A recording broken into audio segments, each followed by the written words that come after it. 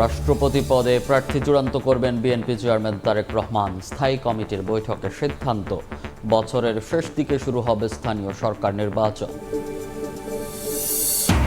24-এর এই দিনে সরকার পতনের দাবি ছড়িয়ে পড়ে সারা দেশে। শহীদ মিনারে লাখো মানুষের জমায়েত অভ্যুত্থানে আনে নতুন মাত্রা। ঘোষণা আসে এক দফা আন্দোলনের। সরকারি 99টি অক্সিজেন প্ল্যান্টের বেশিরভাগই অচল। অযত্ন অবহেলায় বন্ধ উৎপাদন। কাজে আসছে না 241 কোটি টাকার প্রকল্প। বেসরকারি কোম্পানি থেকে কিনছে হাসপাতাল। গ্রাহকের পাওনার 73% বেশি অর্থ পরিশোধ করেনি বীমা কোম্পানি। কারণ খতিয়ে দেখার তাগিদ ইন্স্যুরেন্স ফোরামের। ত্রুটি দূর করে যুগোপযোগী পলিসি গ্রহণের পরামর্শ। এবং যে কোনো সময় ইরান যুক্তরাষ্ট্রের পূর্ণমাত্রার যুদ্ধ শুরু। সহায়তা করা দেশকেও পুড়িয়ে দেওয়ার হুঁশিয়ারি তেহরানের। চাপে মার্কিন ক্ষেপণাস্ত্র প্রতিরক্ষা ব্যবস্থা।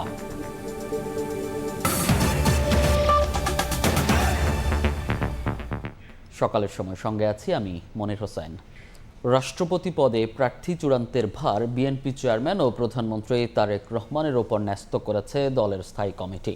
শনিবার সন্ধ্যায় বৈঠক শেষে এই কথা জানান দলের মহাসচিব মির্জা ফখরুল ইসলাম আলমগীর। আর স্বরাষ্ট্রমন্ত্রী সালাউদ্দিন আহমদ জানান, বছরের শেষ দিকে শুরু হবে স্থানীয় সরকার নির্বাচন। মোহাম্মদ শাহাবুদ্দিনের পদত্যাগের পর থেকেই আলোচনা চলছে কে হচ্ছেন পরবর্তী রাষ্ট্রপ্রধান। অনেকের নাম উচ্চারিত হলেও ক্ষমতাসীন বিএনপি বলছিল দলের স্থায়ী কমিটির সভায় বিষয়টি নিয়ে আলোচনা হবে। এরই ধারাবাহিকতায় শনিবার সন্ধ্যা 7:30টায় গুলশান কার্যালয়ে বৈঠকে বসে বিএনপির স্থায়ী কমিটি।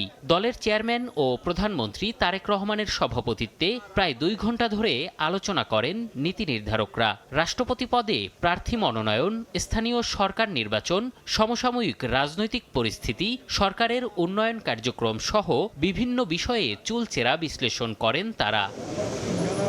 বৈঠক শেষে বিএনপি মহাসচিব মির্জা ফখরুল ইসলাম আলমগীর জানান, রাষ্ট্রপতি পদে প্রার্থী মনোনয়নের দায়িত্ব দলের চেয়ারম্যানের উপর ন্যস্ত করেছে স্থায়ী কমিটি। আমাদের দলের পক্ষ থেকে আমাদের রাষ্ট্রপতি নির্বাচনের প্রার্থী নির্বাচন, কবে নির্বাচন হবে, সব দায়িত্ব আমাদের দলের চেয়ারম্যান এবং মাননীয় প্রধানমন্ত্রী জনাব তারেক রহমানের উপরে ন্যস্ত করা হয়েছে। তফসিল ঘোষণার পর একক প্রার্থী হলে সংসদের বিশেষ অধিবেশনে রাষ্ট্রপতি নির্বাচন করা যেতে পারে বলে জানান স্বরাষ্ট্রমন্ত্রী সালাউদ্দিন আহমেদ। আরও জানান, স্থানীয় সরকার নির্বাচন নিয়ে প্রস্তুত সরকার। সিঙ্গেল প্রার্থী হয় সেই ক্ষেত্রে আর নির্বাচন করতে হয় না। যদি একাধিক প্রার্থী হয় তাহলে জাতীয় সংসদের জন্য একটা বিশেষ অধিবেশন আহ্বান করার নিয়ম আছে। সেটা মাননীয় স্পিকারের সাথে আলাপ করে নির্বাচন কমিশন সেই দিনটি ঠিক করে। এর আগে তৃণমূল পর্যায়ে দলকে আরও সুসংগঠিত ও শক্তিশালী করার লক্ষ্যে রাজশাহী বিভাগের নওগাঁ ও জয়পুরহাট জেলার নেতাদের সঙ্গে সাংগঠনিক সভা করেন BNP chairman Tarique Rahman. M A Azim, Somoy Sangbad, Dhaka. প্রধানমন্ত্রী তারেক রহমানের সঙ্গে বৈঠক করেছেন ঢাকা সফররত যুক্তরাষ্ট্রের দক্ষিণ ও মধ্য এশিয়া বিষয়ক বিশেষ দূত সার্জিও গোর। সাক্ষাতে দ্বিপাক্ষিক সম্পর্ক, বাণিজ্য ও বিনিয়োগ সম্প্রসারণ, আঞ্চলিক সহযোগিতা এবং পারস্পরিক স্বার্থ সংশ্লিষ্ট বিষয়ে আলোচনা হয়। বৈঠক শেষে সার্জিও গোর জানান, মার্কিন ব্যবসায়ীরা বাংলাদেশে বিনিয়োগে আগ্রহী। আগামী সপ্তাহেই বাংলাদেশে আসছে 25টি ব্যবসা প্রতিষ্ঠানের প্রতিনিধি দল। দুদেশের সম্পর্ক আরও এগিয়ে নেয়ার প্রত্যাশার কথাও জানান বিশেষ দূত। আহমেদ সালহিনের রিপোর্ট।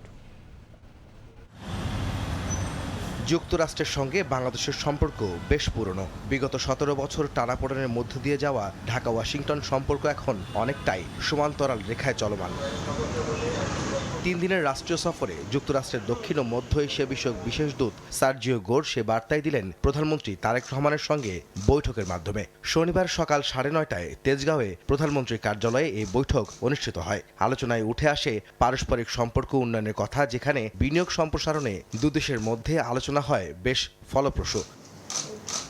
বৈঠক শেষে সার্জিও গোর সাংবাদিকদের জানান, তারেক রহমানের সঙ্গে বৈঠক ফলপ্রসূ হয়েছে। বাংলাদেশে অনেক সম্ভাবনা রয়েছে জানিয়ে সার্জিও গোর বলেন, যুক্তরাষ্ট্র ও বাংলাদেশ একসঙ্গে কাজ করতে আগ্রহী। We discussed. We have seen some of that already come out this week. We have lowered our travel advisory for Bangladesh, encouraging people to come here, both as tourists but also as an investment climate. Just next week, we're going to have a delegation visiting of U.S. companies that are looking to invest in Bangladesh. And the message that we want to make sure that gets out there between our two sides is that there's incredible potential. And whether that relates to the pharma industry, whether that relates to IT, there's a lot that the United States and Bangladesh can do together. And we look forward on building on that and taking it to the next level.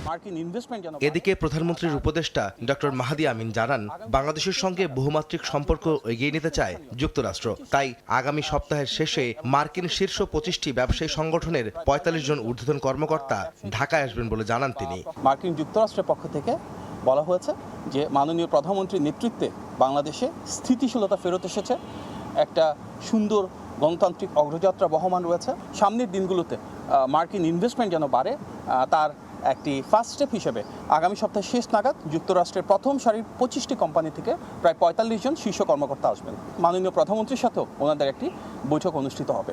Rohingya সংকটের দ্রুত, টেকসই ও রাজনৈতিক সমাধান প্রয়োজন জানিয়ে Sergio গোর ASEAN প্রতিবেশী দেশসহ সংশ্লিষ্ট সব পক্ষের সমন্বিত উদ্যোগের উপর গুরুত্বারোপ করেন বলে জানানো হয় প্রধানমন্ত্রীর দফতর থেকে। আহমেদ সালেহিন, সময় সংবাদ, ঢাকা। বাংলাদেশে এসে মার্কিন বিশেষ দূতের ভারতীয় হাই কমিশনারের সঙ্গে বৈঠক অপ্রত্যাশিত বলে মন্তব্য করেছেন জামায়াতের আমির ডাক্তার শফিকুর রহমান। সিলেটে সাংবাদিকদের প্রশ্নের জবাবে এই মন্তব্য করেন তিনি। এদিকে রাজধানীতে দলটির সেক্রেটারি জেনারেল মিয়া গোলাম পরোয়ার অভিযোগ করেন, অন্তর্ভুক্তিমূলক নির্বাচনের নামে আওয়ামী লীগকে আবারও দেশে ঢোকানোর পরিকল্পনা চলছে।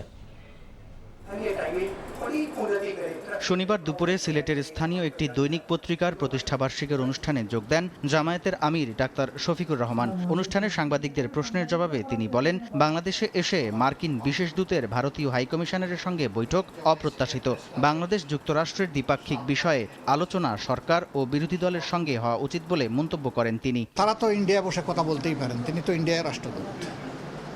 এখানে এসে রাষ্ট্রদূতের সাথে কথা বলা, এটা যদি মেয়ার কোনো সৌজন্য মোলাকাত হয় সেটা ভিন্ন কথা, কিন্তু যদি দুই দেশের কোনো বিষয় হয়ে থাকে সেটা সরকারের সাথেই হওয়া উচিত, বিরোধী দলের সাথে হওয়া উচিত, পার্টিকুলার কোনো দেশের কোনো কূটনীতিবিদের সাথে এটা আমাদের কাম্য না। নির্বাচন কমিশনে দলীয় লোক বসানো হয়েছে অভিযোগ করে জামায়াত আমির বলেন, স্থানীয় সরকার নির্বাচনের আগে সরকারের কিছু প্রক্রিয়া নিয়ে বিরোধী দল উদ্বিগ্ন। সরকার কিছু প্রক্রিয়া শুরু করেছে, আমরা উদ্বিগ্ন। একজন দলীয় লোক 5-7 বছর আগে যিনি অবসর নিয়েছে তাকে নির্বাচন কমিশনে পোস্টিং দিয়ে পদায়ন করা হয়েছে। নির্বাচনের ব্যাপারে সরকারের সদিচ্ছা নিয়েই গোটা জাতির মধ্যে উদ্বেগ দেখা, এবং সেই রকম কোন নির্বাচনের পায়তারা করলে, আয়োজন করলে এটা জাতি মানবে না, আমরাও মানব না। এদিকে রাজধানীর মহাখালীতে গণভোটের রায় বাস্তবায়ন ও জুলাই হত্যাযজ্ঞের বিচারের দাবিতে সমাবেশ ও গণমিছিলের আয়োজন করে জামায়াত ইসলামী। এতে দলটির সেক্রেটারি জেনারেল মিয়া গোলাম পরোয়ার অভিযোগ করেন, অন্তর্ভুক্তিমূলক নির্বাচনের নামে আওয়ামী লীগকে আবার দেশে ঢোকানোর পরিকল্পনা চলছে। তারা রিফাইন আওয়ামী লীগ ইনক্লুসিভ ইলেকশনের নামে ফ্যাসিবাদের প্রেতাত্মাদেরকে বাংলাদেশে ঢোকার জন্য আবার ষড়যন্ত্র করছে। আমি ঢাকাবাসীকে বলতে চাই, আবার যদি 24-এর রক্তাক্ত ইতিহাস সৃষ্টিকারী ফ্যাসিবাদের প্রেতাত্মাকে এই সুযোগ দেয়, আপনারা কি মেনে নেবেন? প্রশ্নই আসে না। এদিকে গণভোটের রায় ও জুলাই সনদের পূর্ণাঙ্গ বাস্তবায়ন সহ বিভিন্ন দাবিতে মৌলভীবাজার, নাটোর, দিনাজপুর ও ব্রাহ্মণবাড়িয়া সহ বেশ কয়েকটি জেলায় মিছিল করেছে জামায়াত শিবিরের নেতাকর্মীরা। সামদানি প্রত্যয়, সময় সংবাদ, ঢাকা। জুলাইয়ের দিনলিপির খবর।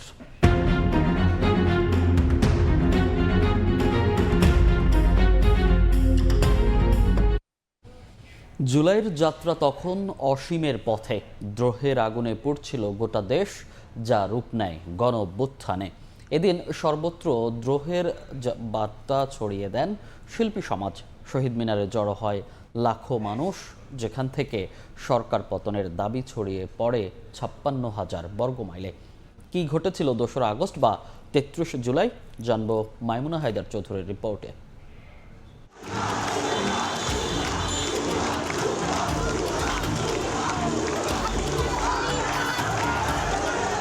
আগস্টকে ছাপিয়ে বাংলাদেশে তখনও চলছে ৩৩ জুলাই। দ্রোহের আগুনে উত্তাল পুরো দেশ। প্রতিবাদের ভাষা তখন ছড়িয়ে গেছে গান, কবিতা, গ্রাফিতিতে। শহর তো বটে, গ্রামগঞ্জের আনাচে কানাচেও জনমানুষের ক্ষোভের আগুন। বৃষ্টি, সাপ্তাহিক ছুটি কিছুই যেন বাদ সাধেনি এ যাত্রায়। কাক ভেজা হয়েও প্রতিটি মুখে প্রতিবাদ স্পষ্ট। ছাত্র, শিক্ষক, চিকিৎসক, আইনজীবী, অভিভাবক, কবি, লেখক, শিল্পী, কে ছিল না এই মিছিলে?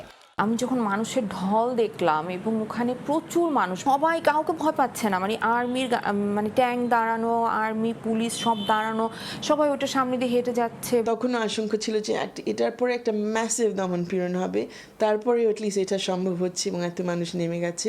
তুমুল বৃষ্টি উপেক্ষা করে ছাত্রদের মৃত্যুর বিচারের দাবিতে কেন্দ্রীয় শহীদ মিনারে সমাবেশ করেন চিকিৎসকরা।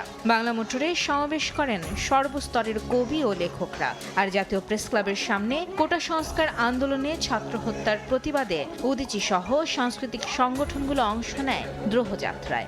সহিংসতায় নিহতদের বিচার, গণগ্রেফতার বন্ধ সহ 9 দফা দাবিতে এ পদযাত্রা। এই প্ল্যাটফর্মটাকে এমন একটা জায়গায় রাখতে চেয়েছি, এমন একটা ফেস দিতে চেয়েছি যে এটা কোনো রাজনৈতিক দল বা জোটের ব্যাপার হবে না। এখানে সমস্ত গণতন্ত্রকামী মানুষ, সমস্ত যে নিপীড়িত মানুষের একটা ফেস হবে। এই পুরো সময়টাতে আমাদের একটাই ছিল যে আমরা যে কোনোভাবে এই কারফিউটা, ঢাকা ইউনিভার্সিটির ভিতরে কারফিউটা ভাঙবো এবং কোনোভাবেই এটাকে যেইভাবে আটকে রাখা হয়েছে সেটা হতে দিব না। শেখ হাসিনার এই হত্যাকাণ্ড এবং এই যে ঘটনাটা একটু পর্যন্ত এলো, এটা সমাধান কি? আমরা বলেছি যে এই শেখ হাসিনার পদত্যাগের মধ্য দিয়ে এই সমস্যার সমাধান হতে পারে।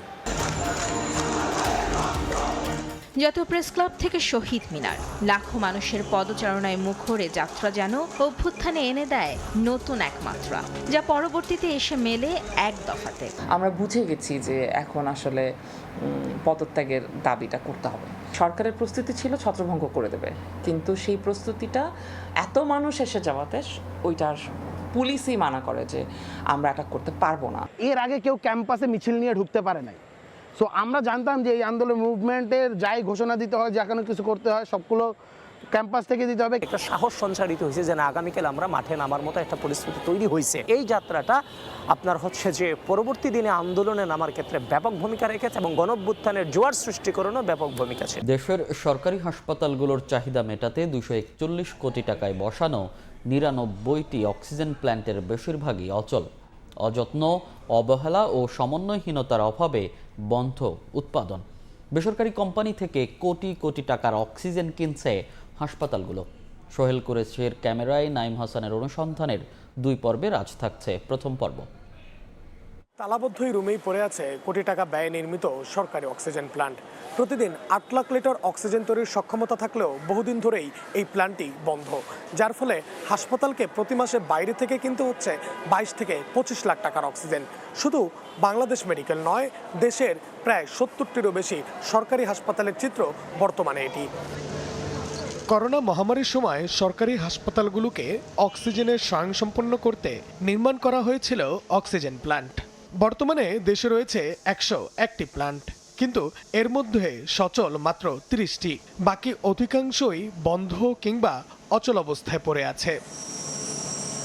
স্বাস্থ্য অধিদপ্তরের তথ্য বলছে 99টি প্ল্যান্ট নির্মাণে ব্যয় হয়েছে প্রায় 241 কোটি টাকা, যার মধ্যে নিজস্ব অর্থায়নে 40টি, এডিবির সহায়তায় 29টি ও জাতিসংঘের অর্থায়নে 30টি তৈরি করা হয়েছে। আমি বর্তমানে দাঁড়িয়ে আছি জাতীয় বক্ষব্যাধি ইনস্টিটিউট ও হাসপাতালে, যেখানে সরকারি প্ল্যান্ট থেকে দৈনিক 8 থেকে 10 লাখ লিটার অক্সিজেন তৈরি হচ্ছে। বাকি প্ল্যান্টগুলো সচল থাকলে মোট পরিমাণ গিয়ে দাঁড়াতো প্রায় 8 কোটি লিটার, যা দিয়ে দেশের সরকারি মেডিকেলের অক্সিজেনের চাহিদা পূরণ সম্ভব। দৈনিক 8 থেকে 10 লাখ লিটার আমরা তৈরি করতে পারি এবং এটা ডিপেন্ড করে রোগীর উপর। 60%-এর মতো আমরা চাহিদা পূরণ করতে পারি। একই প্ল্যান্ট বসানো হয়েছে ঢাকা মেডিকেল কলেজ হাসপাতালে, তবে সেখানকার চিত্র ভিন্ন। তালাবদ্ধ রুমে অকেজো হয়ে বছরের পর বছর পড়ে আছে প্ল্যান্টটি, ফলে বেসরকারি কোম্পানি থেকে মাসে 70 থেকে 80 লাখ টাকার অক্সিজেন কিনছে হাসপাতালটি। আমাদের মেশিন এখন মোটেও দেয় না, কারণ আমাদের মেশিন এখন চলেই না, তাই না? অনেক দিন ধরে চলে না। বছরে শুধু নিউমোনিয়ায় আক্রান্ত হয়ে 5,000 শিশু অক্সিজেনের অভাবে মৃত্যুবরণ করে। 18 লাখ মানুষ মেডিকেল অক্সিজেন সেবার বাইরে থাকে। যে দেশে অক্সিজেনের অভাবে প্রাণহানির সংখ্যা এত বেশি, সে দেশেই 241 কোটি টাকা ব্যয়ে নির্মিত সরকারি অক্সিজেন প্ল্যান্ট কার্যত অচল হয়ে পড়ে আছে। প্ল্যান্টগুলো সচল থাকলে স্বয়ংসম্পূর্ণ করে তুলত দেশের অক্সিজেন খাত। প্ল্যান্ট বন্ধ থাকায় বছরে কয়েকশো কোটি টাকার অক্সিজেন কিনতে হচ্ছে বেসরকারি কোম্পানির কাছ থেকে। সরকারি প্ল্যান্ট বন্ধ থাকার জন্য দক্ষ জনবলের অভাবকে দায়ী করছেন স্বাস্থ্য অধিদপ্তরের অতিরিক্ত মহাপরিচালক। পাশাপাশি উৎপাদন ব্যয় পর্যালোচনা করে অচল প্ল্যান্টগুলো ম্যান পাওয়ারের ঘাটতি আছে প্রজেক্টগুলো শেষ হয়ে যাওয়ার ফলে। তারপরে এগুলোকে সাপ্লাই জেনারেট করার জন্য যে অয়েল, ফ্লুইড বা ইলেকট্রিসিটি দরকার, সেগুলোর কিছু একটা সমস্যা থাকতে পারে। এই দুটো যদি আমরা এনশিওর করতে পারি তাহলে আমার মনে হয় যে এগুলো মধ্যে অধিকাংশই চালু করা যাবে। বিশেষজ্ঞরা বলছেন, প্ল্যান্টগুলো নিয়ে একটি নেটওয়ার্ক তৈরি করলে সরকারি হাসপাতালের চাহিদা যোগান দিয়ে বেসরকারি হাসপাতালেও সুলভ মূল্যে অক্সিজেন সরবরাহ করা যাবে। এই প্ল্যানগুলোকে নিয়ে যদি একটা অক্সিজেন নেটওয়ার্ক তৈরি করে, তাহলে আমরা বিশ্বাস করি যে আরও অনেক বেশি রোগীকে এই অক্সিজেনগুলো দিয়ে সেবা দেওয়া সম্ভব। অন্যান্য সরকারি হাসপাতাল এবং বেসরকারি হাসপাতাল আছে, তাদেরকেও আসলে অক্সিজেন কম মূল্যে এবং সুলভ মূল্যে দেওয়া সম্ভব। প্ল্যানগুলো বন্ধ থাকলে কারা লাভবান হচ্ছেন? কিভাবে দুইটি বেসরকারি কোম্পানির নিয়ন্ত্রণে দেশের সরকারি হাসপাতালের অক্সিজেন চেইন? সময়ের অনুসন্ধানে সেই তথ্য বের হয়ে এসেছে। দেখতে চোখ রাখুন আগামী পর্বে। নাইম হাসান, সময় সংবাদ, ঢাকা। 10,500 কোটি টাকার বেশি বিমা দাবি, অথচ দেয়া হয়েছে 2,831 কোটি 75 লাখ টাকা। অর্থাৎ গ্রাহকের পাওনার 73% বেশি অর্থ পরিশোধ করেনি প্রতিষ্ঠানগুলো। চলতি বছরের প্রথম প্রান্তিকের হালনাগাদ তথ্যে এমন হিসাবই দিয়েছে বিমা উন্নয়ন ও নিয়ন্ত্রণ কর্তৃপক্ষ ইড্রা। গ্রাহকের টাকা দিতে না পারার কারণ খতিয়ে দেখার তাগিদ বাংলাদেশ ইন্স্যুরেন্স ফোরামের। আর খাত বিশেষজ্ঞরা বলছেন, পদ্ধতিগত ত্রুটি দূর করতে না পারলে মিলবে না সমাধান। অন্তরা সেনের রিপোর্ট। বলতেছে টাকা নাই, ফান্ড শর্টেজ। আমার টাকা শর্টেজ কেন? আমার টাকা আমাকে দিবে। 2023 সালের ডিসেম্বরে আমার কাগজপত্র সবগুলো মেসেজ হয়েছে। এদের অফিসে অনেকবার গেছি, যাইলে অফিসে লোক পাওয়া যায় না, ইয়ার পরে ফোন দিলে ফোন ধরে না।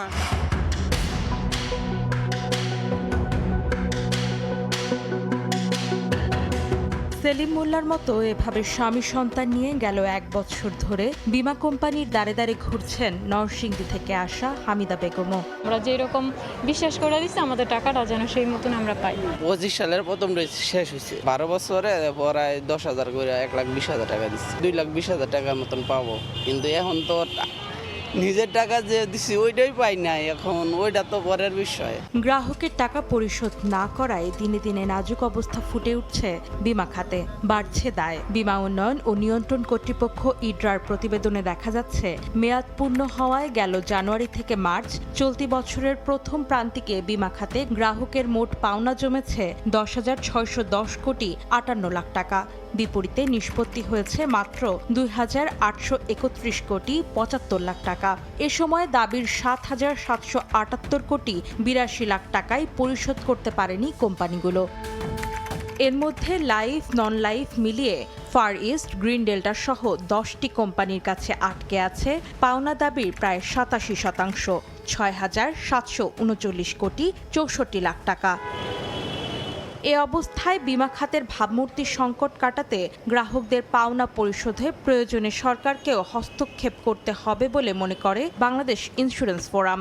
নতুন যারা পলিসি করছে না, আবার যারা তামাদি করছে, দুইটি একটি কারণ যে টাকা তো পাচ্ছে না, তাহলে আবার নতুন করে কেন আমরা পলিসি করব? অথবা একটা কিস্তি বা দুইটা কিস্তি দিছে, দেওয়ার পরে বলতেছে যে এক্স কোম্পানি তো টাকা দেয় না, ওয়াই কোম্পানি টাকা দেয় না, আপনারা যে দিবেন এটারও বা মানে কতটুকু সত্য, কতটুকু গ্যারান্টি দিতে পারেন? তো এই জন্য আমি মনে করি যে আইডিআর চেয়ারম্যান উনি যদি এটাকে ফোকাস দেয়, বিমা দাবির উপরে যদি ফোকাস দেয়, তাহলে 90% সমস্যার সমাধান হয়ে যাবে। অভ্যন্তরীণ সংস্কার না করতে পারলে দীর্ঘমেয়াদে বিমার ওপর সাধারণ মানুষের আস্থা ফেরানো সম্ভব হবে না বলে জানান খাত বিশেষজ্ঞরা। কোন কোন দিকে উন্নতি করলে এই বিমা শিল্প বা বিমা সেবা জনগণের কাছে আস্থাশীলতার পরিবেশ পাবে, সেরকম কোনো স্টাডি ইতিপূর্বে হয়েছে বলে মনে করি না। বাজারটাকে সফল করার জন্য এখানে চাহিদা এবং যোগান দুই দিকেই কিন্তু হচ্ছে আমাদেরকে দেখতে হবে।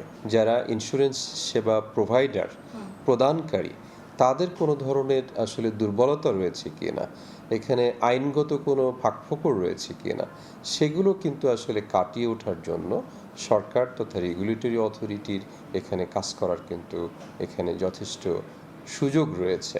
বীমা খাত সম্প্রসারণে কোম্পানিগুলোকে যুগোপযোগী বিভিন্ন পলিসি গ্রহণের পরামর্শ সংশ্লিষ্টদের। অন্তরা সেন, সময় সংবাদ, ঢাকা। 3 বছরে নারায়ণগঞ্জের রূপগঞ্জে গ্রাহকের টাকা আত্মসাৎ করে পালিয়ে গেছে অর্ধ শতাধিক সমবায় সমিতি। সঞ্চয় হারিয়ে দিশেহারা গ্রাহকরা। তাদের অভিযোগ, মামলা ও অভিযোগ করলেও মেলেনি কোনো সমাধান। উপজেলা সমবায় অফিস বলছে অভিযোগগুলো তদন্ত করে ব্যবস্থা নেওয়া হচ্ছে। আর সমবায় সমিতিতে অর্থ সঞ্চয়ে আরও সচেতন হওয়ার আহ্বান পুলিশের। রাশিদুল ইসলামের পাঠানো তথ্য, ছবি নিয়ে রিপোর্ট।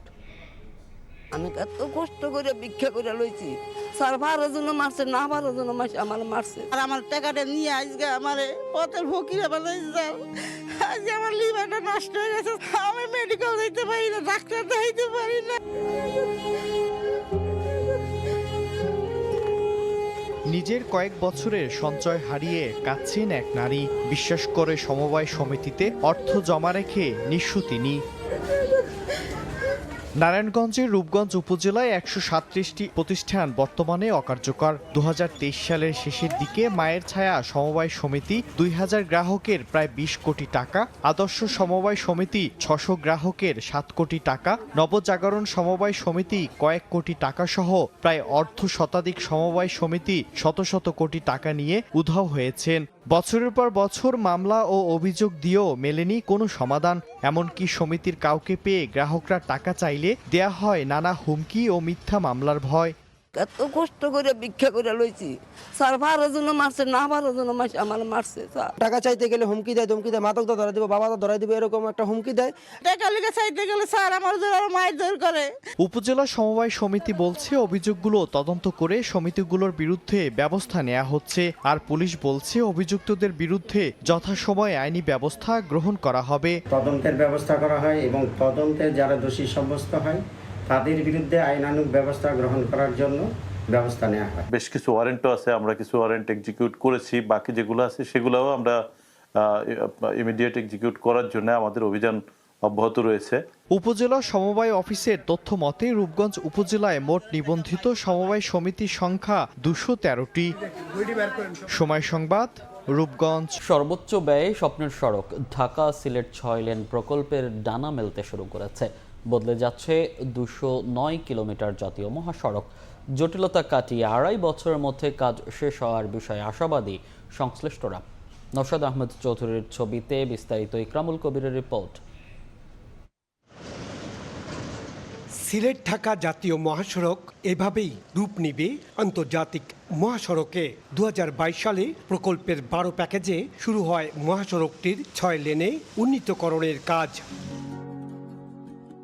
উপ আঞ্চলিক যোগাযোগ, বিশেষ করে ভারত, মিয়ানমার, নেপাল, ভুটান এবং চীনের সঙ্গে যোগাযোগের জন্য ভৌগোলিকভাবে বাংলাদেশ কেন্দ্রবিন্দুতে রয়েছে। এসব বিবেচনায় প্রকল্পটি বিশেষভাবে গুরুত্ব পাচ্ছে। বাঁক সরলীকরণ সহ অধিক মাত্রার ট্রাফিক বিট নিশ্চিত করা হবে। সিলেট, মৌলভীবাজার, হবিগঞ্জ, ব্রাহ্মণবাড়িয়া, কিশোরগঞ্জ, নরসিংদী এবং নারায়ণগঞ্জ পর্যন্ত 209 কিলোমিটার মহাসড়ককে আন্তর্জাতিক মানের 6 লেনে রূপান্তরের কাজ দ্রুত গতিতে এগিয়ে চলেছে। জমি অধিগ্রহণকৃত জটিলতার জট ইতিমধ্যে খুলতে শুরু করেছে। এবং এই ভূমি অধিগ্রহণের কাজটা সম্পন্ন হয়ে গেলে যে আমাদের যে 6 লেন যে বাকি কাজটা আছে, অবশিষ্ট কাজ 2 থেকে 2.5 বছরের ভিতরে বাকি কাজটা হয়তো সম্পন্ন হয়ে যাবে। নারায়ণগঞ্জের কাশপুর থেকে সিলেট পর্যন্ত মহাসড়ককে 6 লেনে উন্নীতকরণের প্রকল্পে মূল 4 লেনের পাশাপাশি ধীরগতির যানবাহনের জন্য 2টি সার্ভিস লেনও থাকছে। ব্যয় ধরা হয়েছে প্রায় 17,000 কোটি টাকা। এর মধ্যে এশিয়া উন্নয়ন ব্যাংক এডিবির ঋণ 13,244 কোটি 68 লাখ টাকা। তবে প্রকল্পটি 2026 সালের ডিসেম্বরের মধ্যে শেষ করার লক্ষ্য থাকলেও সেই সময়সীমার মধ্যে সম্ভব হচ্ছে না। ভূমি অধিগ্রহণে দীর্ঘসূত্রতা ও অন্যান্য জটিলতায় কাজ পিছিয়ে গেছে। এতে মানুষের ভোগান্তির শেষ নেই। ঢাকা থেকে সিলেট পাড়ি দিতে সড়কে লেগে যায় 10 থেকে 16 ঘন্টা। এতে পর্যটন খাত সবচেয়ে ক্ষতির মধ্যে পড়েছে। 5 তারকা হোটেল আছে, সমপর্যায়ের আপনার স্বাভাবিক সাধারণদের হোটেল আছে, এইগুলাতে যে কোটি কোটি টাকা, শত কোটি টাকা ইনভেস্ট হয়েছে, এটা তো ব্লক হয়ে যাচ্ছে। 2.5 বছরের মধ্যে পুরো কাজ শেষ হওয়ার সম্ভাবনার কথা জানালেন বাণিজ্য মন্ত্রী। সিলেট ঢাকার কাজ এখন দ্রুতগতিতে এগিয়ে চলছে। কাজের 2.5 বছর সময়ের মধ্যে 6 লেন প্রকল্প সম্পন্ন হবে ইনশাআল্লাহ। প্রকল্পের আওতায় 66টি সেতু, 305টি কালভার্ট, 7টি ফ্লাইওভার ও ওভারপাস, 6টি রেলওয়ে ওভারপাস থাকবে। 66টি সেতুর মধ্যে 60টির কাজ অগ্রগতি হয়েছে এবং 200টিরও বেশি কালভার্টের কাজও শেষ হয়েছে। ইকরামুল কবির, সময় সংবাদ, সিলেট। যোগাযোগের একমাত্র কাঠের সাঁকো ভেঙে অবরুদ্ধ ময়মনসিংহের চর দুলালবাড়ি গুচ্ছগ্রামের 240 পরিবার। ঝুঁকি নিয়ে রশি টানা ডিঙি নৌকায় পারাপার হচ্ছেন বাসিন্দারা। বিপাকে পড়ছেন কৃষি পণ্য পরিবহন নিয়েও। পাকা সেতু নির্মাণের উদ্যোগ নেয়ার আশ্বাস উপজেলা প্রশাসনের। গগন পণ্ডিতের ছবিতে ওবায়দুল হকের রিপোর্ট। ভেঙে পড়ে আছে সাঁকো, থমকে গেছে চরের মানুষের স্বাভাবিক যাতায়াত। ময়মনসিংহ সদর উপজেলার ব্রহ্মপুত্র ও সুতিয়া নদীর মাঝে জেগে ওঠা চরে গড়ে উঠেছে চর দুলালবাড়ি গুচ্ছগ্রাম। 2020 সালে আশ্রয়ণ প্রকল্পের আওতায় 240টি ভূমিহীন পরিবারকে এখানে পুনর্বাসন করা হয়। এই এলাকার সঙ্গে স্থলভাগের যাতায়াতের একমাত্র মাধ্যম ছিল একটি সাঁকো। চরের পাশাপাশি পার্শ্ববর্তী এলাকার আরও 5 থেকে 600 পরিবার ব্যবহার করত এই সাঁকোটি। গুচ্ছগ্রামে প্রবেশের একমাত্র এই কাঠের সাঁকোটি নদীর মাঝখানে ভেঙে পড়ে আছে। এতে কার্যত অবরুদ্ধ হয়ে পড়েছেন বাসিন্দারা। নদী পার হওয়ার জন্য বিকল্প আর কোনো ব্যবস্থা না থাকায় বাধ্য হয়ে এই ঝুঁকি নিয়ে ডিঙি নৌকায় নদী পার হতে হয় সবাইকে। আর প্রতিবার পারাপারের জন্য গুনতে হয় 10 টাকা ভাড়া। সবচেয়ে বেশি ভোগান্তিতে পড়েছে শিক্ষার্থী ও অসুস্থ রোগীরা। কৃষিপণ্য নিয়েও বিপাকে স্থানীয়রা। ব্রিজটা এরকম ভাবে ভাঙছে, আমরা এখন একটা ভীষণ একটা বিপদের মধ্যে আছি। সারাদিন হাজার হাজার মানুষ হেঁটে পারো, এই ব্রিজ দিয়ে নাও দেখি পারানি সম্ভব। যাতায়াত করতে 150 টাকা জায়গা, আমরা শহরতে কি খাইতে আনবো আর কি খাম। দাবি জানায় একটা পাকা ব্রিজ করে দেওয়া হোক, যাতে আমরা এই দুর্ভোগ শেষ হোক। ভাঙা সাঁকো মেরামতের উপযোগী না থাকায় সেখানে পাকা সেতু নির্মাণের উদ্যোগ নেওয়ার আশ্বাস উপজেলা প্রশাসনের। টিআর কাবিকা থেকে সেটা মেরামত বা সেটা নতুন করে করা যায় মনে হয় পারছি না, তাহলে আমরা আমাদের উপজেলা তহবিল, রাজস্ব তহবিল থেকে আমরা সেটা করে দেব। গত 28 এপ্রিল ভারী বৃষ্টিতে সুতিয়া নদীর পানি প্রবাহ বাড়ায় সাঁকোটির মাঝের অংশ ভেঙে যায়। ওবায়দুল হক, সময় সংবাদ, ময়মনসিংহ। হবিগঞ্জের লাখাই উপজেলার বামই নোয়াগাঁও সড়কের জরাজীর্ণ দশা। দীর্ঘদিন ধরে মেরামত না করায় তৈরি হয়েছে খানাখন্দ ও বড় বড় গর্ত। চলাচলে চরম দুর্ভোগ পোহাচ্ছেন স্থানীয় বাসিন্দারা। উপজেলা প্রশাসন জানিয়েছে শিগগিরই কাজ শুরু হবে। রাশেদ আহমদ খানের তথ্য, আমিনুল ইসলাম আপনের ছবি নিয়ে রিপোর্ট। হবিগঞ্জের লাখাই উপজেলার অন্যতম গুরুত্বপূর্ণ সড়ক বামই থেকে নোয়াগাঁও। প্রতিদিনই সড়ক দিয়ে যাতায়াত করেন হাজারো মানুষ।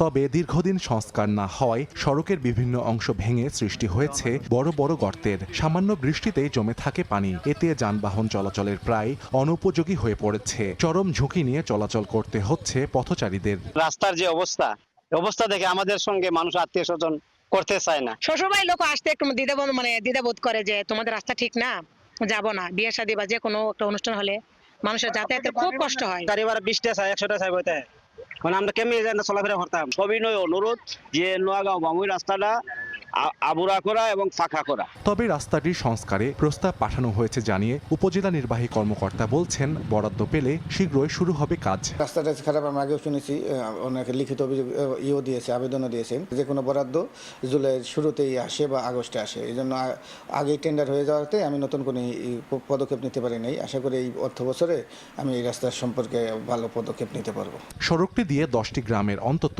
50,000 মানুষ নিয়মিত যাতায়াত করেন। সময় সংবাদ, হবিগঞ্জ। প্রায় 1 দশক অনিশ্চয়তায় থাকা Akhaura Sylhet dual gauge rail line প্রকল্প আবারও গতি পেয়েছে। চীনের প্রায় 16,100 কোটি টাকা অর্থায়নে প্রকল্পটি বাস্তবায়নে নীতিগত অনুমোদন দিয়েছে সরকার। তবে ডুয়েল গেজের সঙ্গে ডাবল লাইন নির্মাণ হলে রেল যোগাযোগে সময় কমে আসবে বলছেন সংশ্লিষ্টরা। প্রকল্পটি বাস্তবায়ন হলে ঢাকা, চট্টগ্রাম ও সিলেটের মধ্যে ব্রডগেজ ট্রেন চলাচলের সুযোগ তৈরি হবে। নওশাদ আহমদ চৌধুরীর ছবিতে অপু বণিকের রিপোর্ট।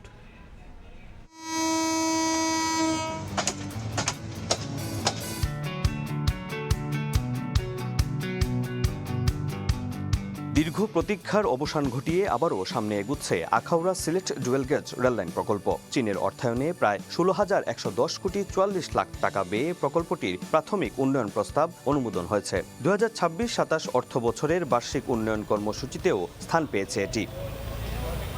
2016 সালে প্রথম আলোচনায় আসা প্রকল্পটি দীর্ঘদিন চীন ও ভারতের অর্থায়ন প্রতিযোগিতা এবং অর্থায়নের অনিশ্চয়তায় স্থবির হয়েছিল।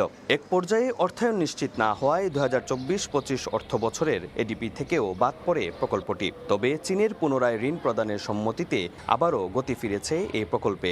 যাত্রীরা কি দুর্ভোগ, একটা লাইন, তারপর মানে এখানে ক্রসিংয়ে পড়ে থাকে, তারপর ট্রেনগুলো টানতে পারে না। এটা আমরা বাস্তব রূপে এটা আসলে দেখতে চাই, আর এটা বাস্তবায়িত হলে এই সিলেটের উন্নয়ন হবে এবং যাত্রীদের অনেক ভোগান্তি কমবে। তাড়াতাড়ি আমরা ঢাকায় পৌঁছতে পারবো, আর প্রবাস থেকে আইতে যাইতে সুবিধাটা ভালো হইব। দ্রুত সময়ের কাজ করলে এই লাইনটা আরো উন্নয়ন হবে এবং বাংলাদেশ আরো এগিয়ে যাবে, আমরা এই প্রত্যাশা করি। প্রকল্পের আওতায় 239.14 কিলোমিটার রেলপথ ডুয়েল গেজে রূপান্তর করা হবে। নতুন রেলপথে ঘন্টায় সর্বোচ্চ 120 কিলোমিটার গতিতে ট্রেন চলতে পারবে। প্রকল্পটি বাস্তবায়নের দায়িত্ব পেতে যাচ্ছে চায়না রেলওয়ে কনস্ট্রাকশন কোম্পানি। শুরু থেকেই প্রকল্পটির ব্যয় নিয়ে প্রশ্ন, আপত্তি ছিল পরিকল্পনা কমিশনের। তবে কর্তৃপক্ষ বলছে রেল যোগাযোগের আধুনিকায়ন ও আঞ্চলিক সংযোগ বাড়াতে এই প্রকল্প বাস্তবায়ন অত্যন্ত গুরুত্বপূর্ণ। যেহেতু সরকারি অনুমতি আমরা পেয়েছি, এটা হওয়াটা দরকার। লাইনটা অনেক পুরনো, খুবই জরুরি এই লাইনটা ডেভেলপ।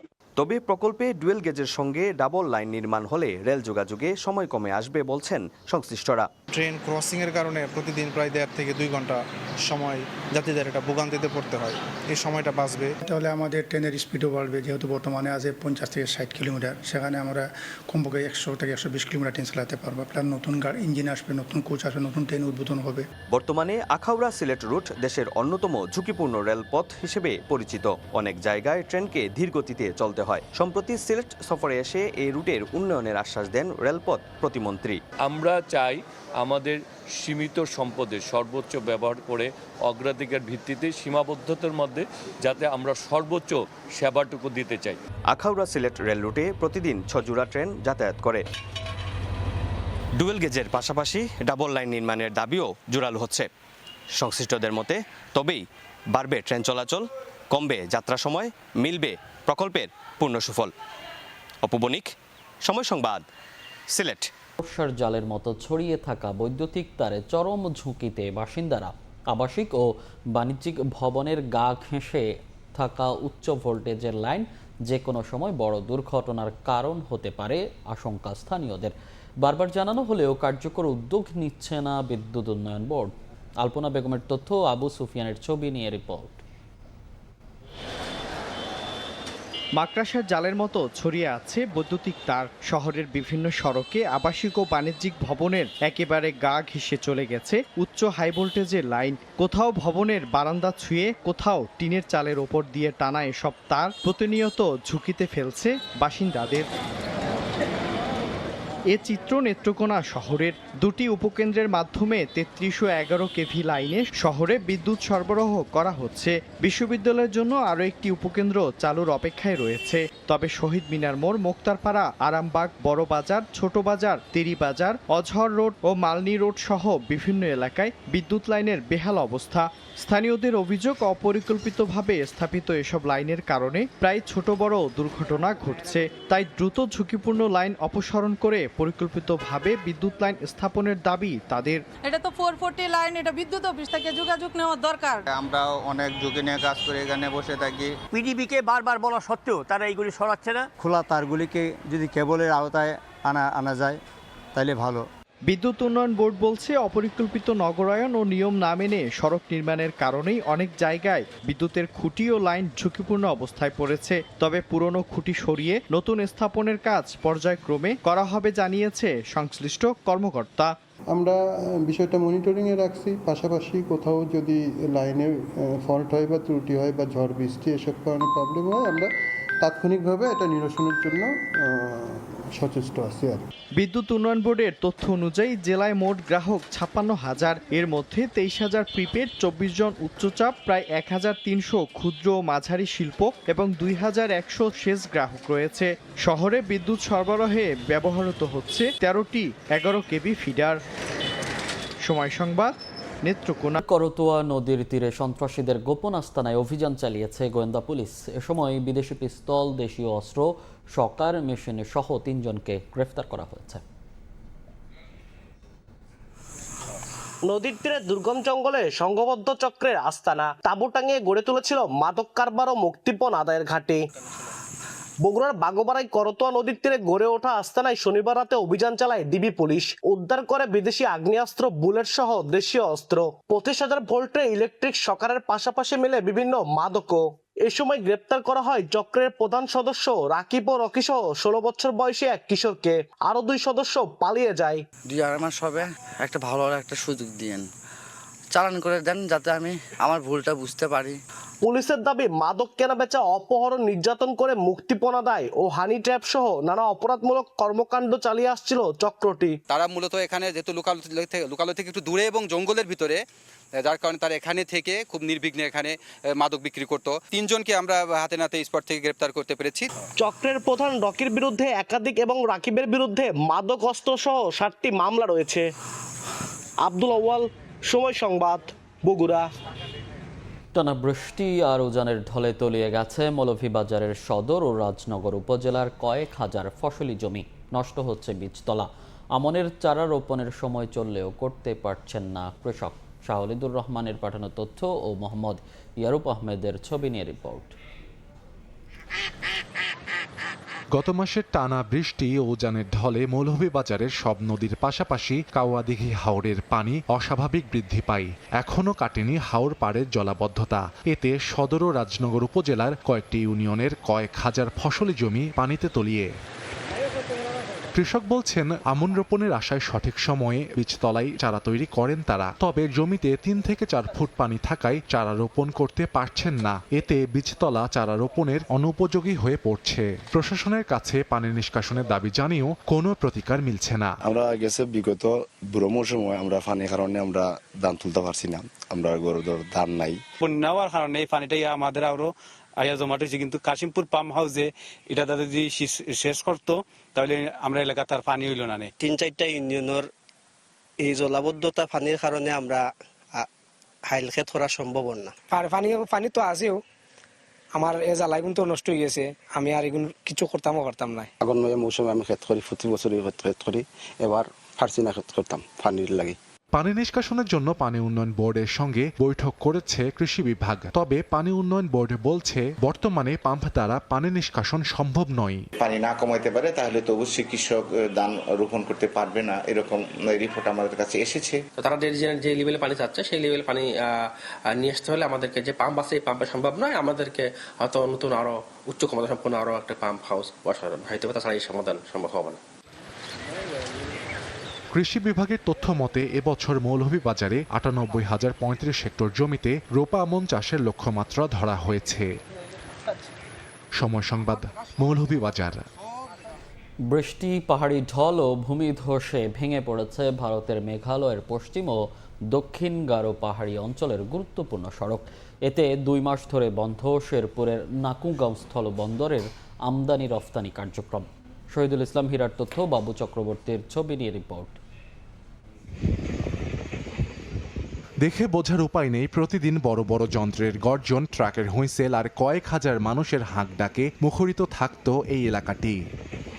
প্রায় 2 মাস আগে ভারতের মেঘালয়ের পশ্চিম ও দক্ষিণ গারো পাহাড়ি অঞ্চলে ভূমিধসে সড়ক ক্ষতিগ্রস্ত হওয়ায় বন্ধ ট্রাক চলাচল। এতে সীমান্তের ওপার থেকে বাংলাদেশে আসছে না পণ্যবাহী কোনো গাড়ি। দীর্ঘ সময় শেরপুরের নাকুগাঁও স্থলবন্দরের আমদানি রফতানি কার্যক্রম বন্ধ থাকায় বেকার হয়ে পড়েছেন কয়েক হাজার শ্রমিক। সরকারের রাজস্ব হারানোর পাশাপাশি লোকসানের মুখে ব্যবসায়ীরা। রাস্তার কারণে আমাদের এখানে মাল ঢুকতেছে না, এখন মাল তো ঠিক মতন আসে না, সব বন্ধ। 7-8 হাজার শ্রমিক কাজ করতো, তারা এখন দুর্ভিক্ষের মধ্যে আছে। ব্যবসা পরিস্থিতি খুবই ভয়াবহ। আমিও দোকানদারি যাই হোক টুকটাক করি। সংসার চলতেছে না, খুব কষ্টে আমরা আছি। শ্রমিকরা সংসার চালানোতে হিমশিম খাচ্ছে, ব্যবসায়ীদের ক্ষতিগ্রস্ত, সরকার যে রাজস্বটা পাইতো সেটা পাইতেছে না। বাংলাদেশ এবং ইন্ডিয়ান সরকার যৌথ প্রচেষ্টায় যদি এটা দ্রুত চালু করত তাহলে আমাদের রাজস্ব বৃদ্ধি পাইতো। এ বিষয়ে কাস্টমসের সহকারী কমিশনার অনিক ব্যানার্জি ক্যামেরার সামনে কথা বলতে রাজি হননি। তবে দ্রুত বন্দরের কার্যক্রম স্বাভাবিক করার চেষ্টা চলছে জানিয়েছেন আমদানি রফতানিকারক সমিতির সভাপতি ও স্থানীয় সংসদ সদস্য।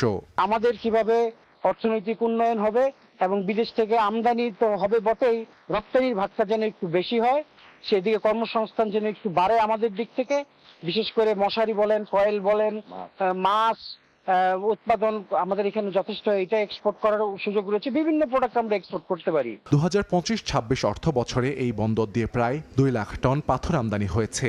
এতে রাজস্ব আদায় হয় 7,35,00,000 টাকা। সময় সংবাদ, শেরপুর।